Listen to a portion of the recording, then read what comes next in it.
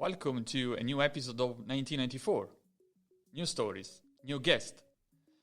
The world is truly changing. Several challenges are threatening our existence, the global and the human stabilities.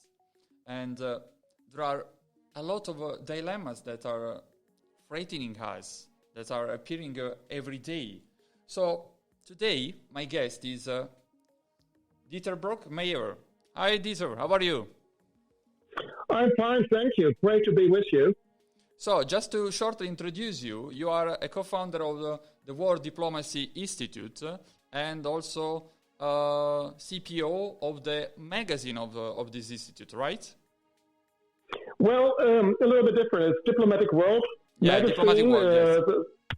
That's around for 18 years, the magazine. And now last year we made a spin-off and launched the Diplomatic World Institute.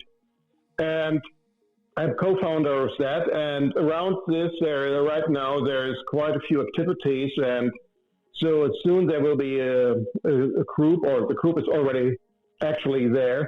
And I'm the chief project officer in this group. How come to move from a magazine to an institute? What was the main idea? Just to let's understand something more about you, also about Barbara, to our listener. Well, Barbara is a very energetic person. Usually she comes from the arts world. She's a curator and is working, among others, with Living Tomorrow in Brussels, a big future space where she is curating the art exhibitions. And she was working with the publisher of Diplomatic World magazine and doing the art pages for the magazine. And about 3 years ago or 4 years ago, she took the entire magazine over, and with her vision of turning it into something very meaningful, into an opinion magazine that is globally recognized, she was doing a lot of progress. And she's a very energetic person, and she is she's everywhere. I don't know where she's taking all the time to do these things, with a lot of ideas and and of course, when you are having a magazine, you are limited to certain things. You are a communicator, but not a doer. And if you want to initiate your own project, it's a lot better to have your own think tank behind, especially when it's an independent structure and you really can choose who to work with. So this was the main idea of the institute, to not be just a communicator, but to set up new project and to share your idea, and not just to communicate your idea, but to move from the message to the practice, right? Well, that's basically the idea. And we are more the facilitator. We're not. We don't have the ambition to brand everything with our logo. We want just to bring people together to initiate projects and to help to get things moving. So, I just to carry on our talk, no? As we discussed some days ago.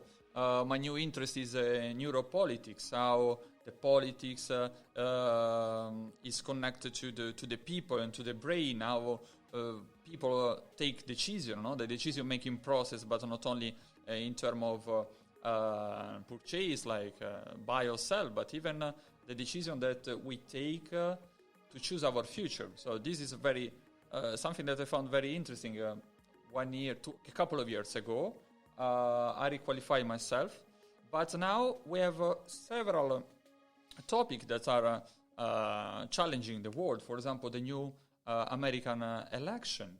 How do you see the future? Just to warm up our listen, because you remember when we met in Moscow already 5 years ago. So the time fly.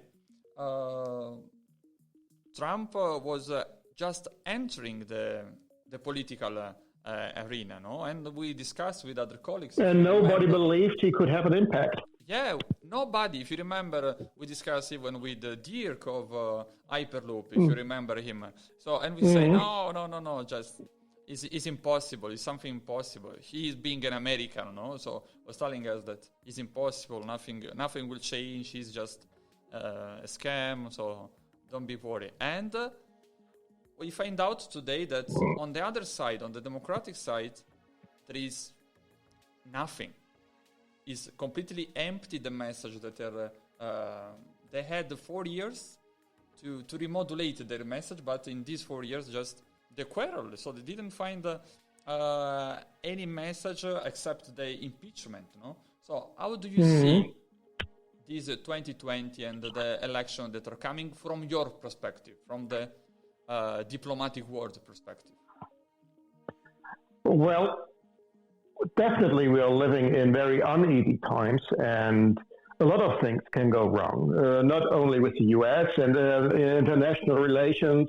There is a lot of big players that seem to be out of control or very hard to predict how they really will react. China, North Korea, Turkey, and the entire Middle East aspect. There's a lot of different interests that are working against each other there. So that it's very hard to predict what actually will happen. And we all are definitely in a time of change globally. And this is, of course, fostering all this geopolitical change too, because all the things that we are believed, the structures we believe to be stable, are not stable anymore, because we have new players in the economic field, like China is becoming really important, and a lot of people are talking about the age of Asia that is dawning, and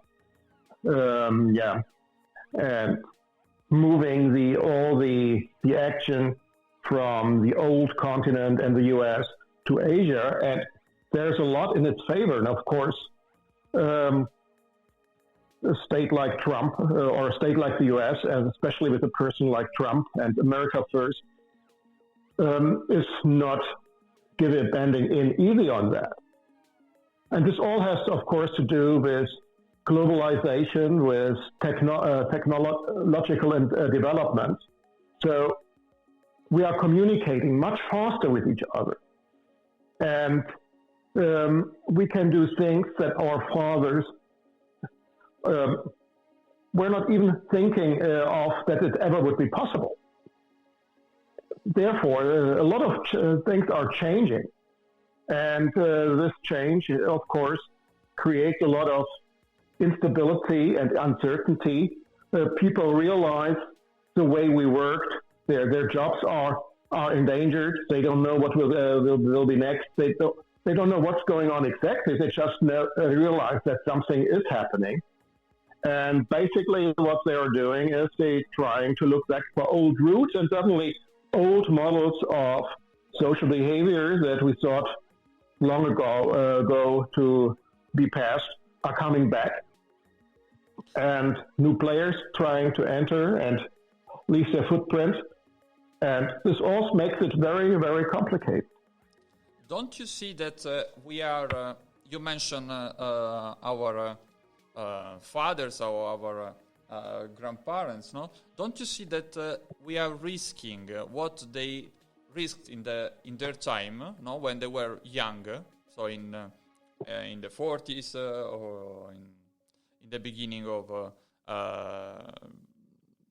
30s also for our grandparents and so on. The same risk, but in a globalized world. What I mean that on that time they couldn't reach news from the other side of the world, if not after a week sometimes. No, but now we receive constant news that are real, fake, and so on immediately. So and you have unlimited access to information. Yes, in our parents, they had this information filtered.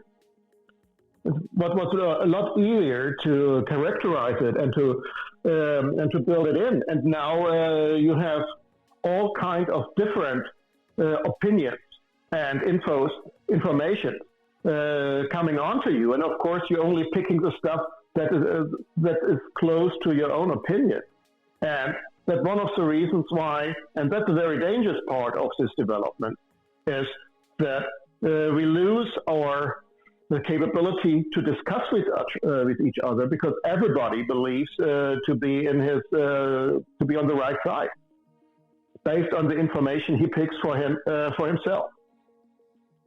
Just because you are from Germany, no? So I want to just to make a parallel. In the last years, we saw the fast growth of the movement, of the green movement.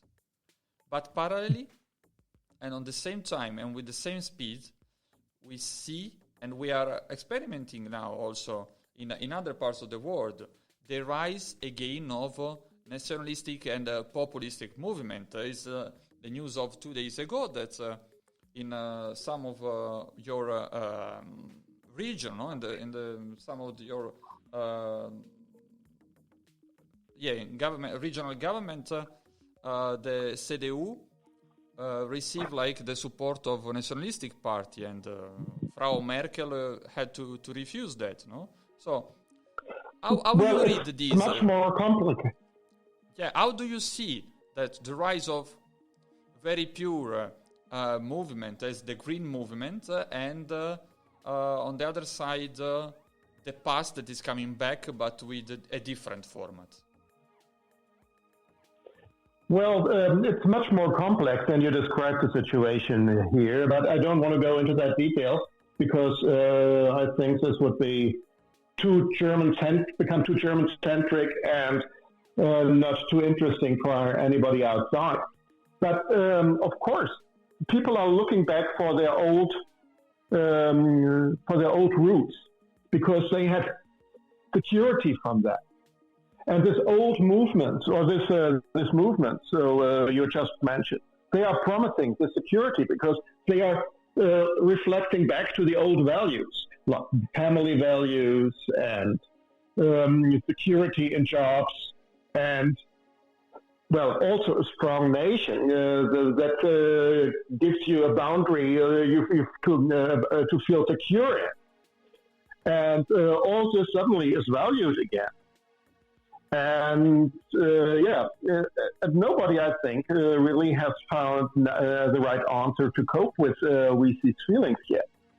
Very often when things like that happening here in Germany, the old parties just say, we're not talking to populists, and with populists, and we do everything not to get them any influence. But on the other hand, of course, you can't overrule a massive amount of voters in a democracy at some point. And so it's a very difficult situation what will come out of that. And instead of talking to the voters and trying to convince them, you just say, oh, they are all Nazis. And what's happening if you do that, you just connect them much stronger with this group, even before they never had an idea to vote along with them. So the problem is that I think we don't know how to, because all this is new. We don't know how to cope with that, and very often it looks like we're doing the old mistakes over again. From the point of view of the magazine, no? You are a communicator with your team and so on. Don't you see that now the simple message, the short message, is working better than a message with the real content, with an explanation for the people, with the answers for the people, but that is not well communicated? So I see two options. No? The populists that they speak only with the slogan, few words, this is bad, we are the best, or we are back, we should take back our nation, our country. And on the other side, who try to explain that this model is not the right one, is not able to communicate well. I mean, they try to put some content, but sometimes they